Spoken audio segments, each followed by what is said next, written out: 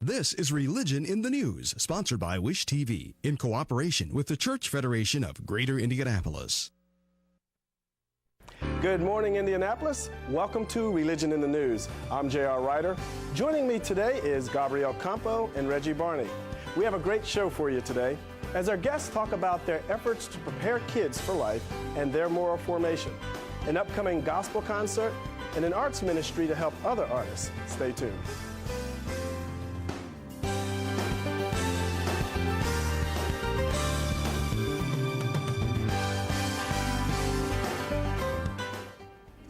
I'm Gabrielle Campo, and welcome to Religion in the News. This morning, my guest is Harry Plummer. He's the Executive Director of Catholic Education and Faith Formation for the Archdiocese. Welcome to the show. Thank you very much, Gabrielle. Wonderful. You know, I'm really excited to have you on the show today because I know that Catholic education is doing so much for our young people, and I know in these economic times, the question is, why would people, families choose to send their children to Catholic education? Well, I think that people continue to choose Catholic schools. We have 71 Catholic schools, 22,000 students in them. And I think they keep choosing it because they're effective with the academics. They do really well. The average passing rate on the ISTEP scores in our schools across the Archdiocese is 91%, which is substantially higher than the public school ISTEP scores. The graduation rate is 96%, substantially larger than other non-Catholic schools. But I think that, we pursue the same academic goals as other schools. What really separates us is our commitment to referencing all learning to the gospel message in such a way that it enlightens and informs students everything that they come to know about the world, about themselves, and about others. And I think that this really helps to give them the moral compass, as well as referencing Jesus, the true teacher, in their lives. That helps them to remain objective and confident when faced with many of the dehumanizing attitudes so prevalent in today's society. So I think that's why they're choosing, and they continue to choose Catholic school education. Absolutely. I know we were speaking before about how media has influenced our children's lives so much, and so that kind of speaks to those influences that permeate. How does Catholic education kind of counter that or embrace it? Well, Catholics, the youth are being formed. A Kaiser Family Foundation study that just came out in 2010 that they did, it's a secular study. It's a research institute, works with Stanford University in California. They came out with a comprehensive study that showed that youth in America are spending 7 hours and 38 minutes a day on media-related entertainment. So they're being formed. Right. What Catholic schools propose to do is to help parents, to help them to be able to discern the good and the beautiful and the true from the information that they're being bombarded with, from their opposites, so that they can keep rooted in their faith. Well, it's such a wonderful opportunity for so many students, and I know that now there's a new voucher program that all students can have this opportunity. Yes. Can you speak a little bit about that? Our schools are all over that. We have almost all of them already registered, all the schools. We have over 400 students already qualified, and we hope to have many, many more qualified before the beginning of this school year. So if anybody is interested in finding out more about the vouchers, which really provide a great opportunity for people to have the opportunity for Catholic school education. They've wanted it, whether they're Catholic or not, and yet they haven't been able to afford it. Wow, it's really opening the doors for more people. Yeah, I think so too, and it also saves taxpayers' monies. Just so you know, every year, Catholic schools in our archdiocese save the state of Indiana taxpayers. As of last year, the annual rate was $213 million in taxes, because those kids would have to be educated someplace if we had to close our doors. And I think people forget about that benefit, that it's a benefit and it's a cost-effective thing as well. It provides great citizens. Yourself, for example, you're a product of Catholic school education, aren't you? I am, K through college, yes. So it's a wonderful opportunity, I know, and I know that 2.2 million, is that what you just said? That's an amazing amount of money to be saving. What is one thing that, as Catholic is moving forward, things and opportunities they were looking forward to? New people they want to serve, is there a target population? Well, I think that our Catholic schools pretty much reflect the racial and socioeconomic demographic of their immediate area. So we really do think that the focus will be to be able to have people that haven't had the socioeconomic means to come on in. As for any changes in terms of marketing and all that, well, if you build it, they will come is always the way that we've approached that. And so we're just very optimistic and excited about this opportunity. And you know, I know something else you're building. I think in November there's a youth conference. Yes. What is that? It's a national conference that we're going to be hosting. 25,000 high schoolers from across the country will be coming here in November, I think on the 18th. And it's going to be a wonderful opportunity. Just such a great diversity. Get a chance for all the kids to come together to worship God, love each other, and just be together, because that's one of the biggest problems, is that we don't have positive role models. They don't have the positive peers and all of that, and maybe to get some connections that wouldn't otherwise be there.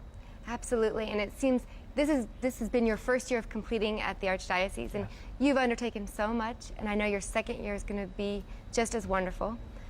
If people want to get involved with a voucher or find more about Catholic education, where should they turn? Well, I think their first step would be to just contact their local Catholic school, but it is summer right now, and it might be a little bit difficult to connect, and you can always contact our Archdiocesan office. So Catholic Schools Office, Archdiocese of Indianapolis. You're wonderful. Thank you so much for the formation of our young people and for being a guest today on Religion in the News. Oh, you're welcome. Thank you. Thank you. Now, Reggie, back to you.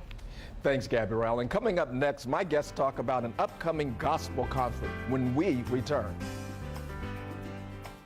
And good morning and welcome back to Religion in the News. My guests are here today to talk about the Taste and See concert, and this is a gospel concert. Good morning. Good morning. Boy, this is a great crew. This is the Witherspoon Presbyterian Church family. In the house. In the house. Yes, in the house. yes. But anyway, we're going to start with you, the pastor of Witherspoon Presbyterian Church. And you know what? We were talking, and me and you have some commonality here. Because Quite a few. We're military, Oh, so don't you know? we're going to give the military here. But we do want to talk to the pastor here, and Pastor Parker. Yes. And we're just so glad to have you on our program. And Thank you're doing you. a great, and you talked about having community and bringing back in the community. So is this something, the Taste and See concert, is something that you're putting back so that you can bring community into your... Very much so. We're inviting the community to come and to take a look at Witherspoon Presbyterian Church, because we're trying to pull people from diverse places. We want people to know that they are welcome, that they can come and have their own particular expression and praise God. And that's what it's all about. It's about praising God and being in fellowship one with the other. We want to try to bring the human family as close as we can by using this venue of music and praise to bring people together. And that's what we are going to do. And I believe you. Come and taste and see. Psalms 34, verse 8 says, taste and see that the Lord is good. Oh, and when you come into Witherspoon, you will taste it and see it. Well, you know, after that introduction, you're going to have to open up a bigger church. I can see that now. Now, talk to us about your guest, because we've got some awesome singers here. I know Keith Hayes, and I been introduced to Shalise Mall. So I want to hear your story. You said you started out with your dad, and I think that's so awesome. Around 12 years old, you were telling me about, and he had a band, and you were just, how did that, you know, your ministry, and how did you get to this point? That's awesome. From that point, I moved to Terre Haute, which my other side of my family, my mother's side, is also musicians. My grandmother is an organist, and she also sings. My grandfather was a pastor. So I then joined the church, the youth, and started singing. And then things just took off. Right, God just Yeah. opened up Yes. your mind. That's awesome. That's Yeah. awesome. And Keith Hayes, who don't know Keith Hayes? All right, now. Who don't know Keith Hayes? I mean, President Obama, Joe Carson, national conventions, just so many credits to Yes, your name. yes, I mean, yes. you know, you think Keith and you think, you know, a whole global community. So, Keith, how did you get started? I know, and you've got an awesome voice. I mean, Thank you. You've been on one of our programs with the Gospel Music Explosion. You've sang, I would say, nationally around the country. Exactly. So, how'd you get started? I actually started when I was a student at Indiana University, and I was pledging Kappa Alpha Psi.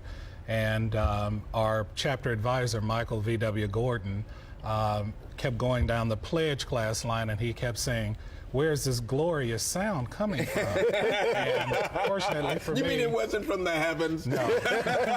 I was at the end of the line, and when he got there, he immediately whisked me away. I was a pre-med major at Indiana University, and he took me directly over to the IU School of Music and introduced me to all the faculty and staff. So I trained classically at IU during my tenure there, and things just took off from there, from doing a lot of campus fashion shows, from church functions, and you know, Julia Carson's funeral.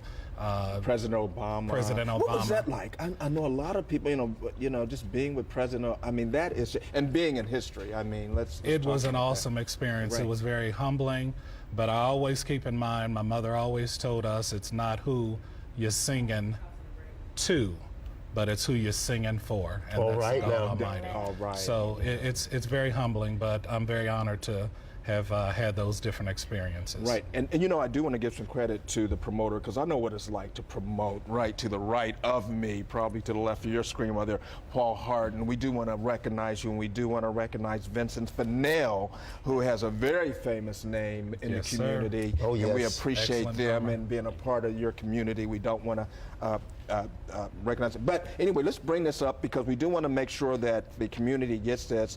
It's going to be Friday, July the 29th. Yes. And we do, if we can bring that flyer up, yes, it's going to be July the 29th at 7 o'clock at Witherspoon Presbyterian Church. That's 5136 North Michigan Road, Indianapolis. All road leads there. Yes.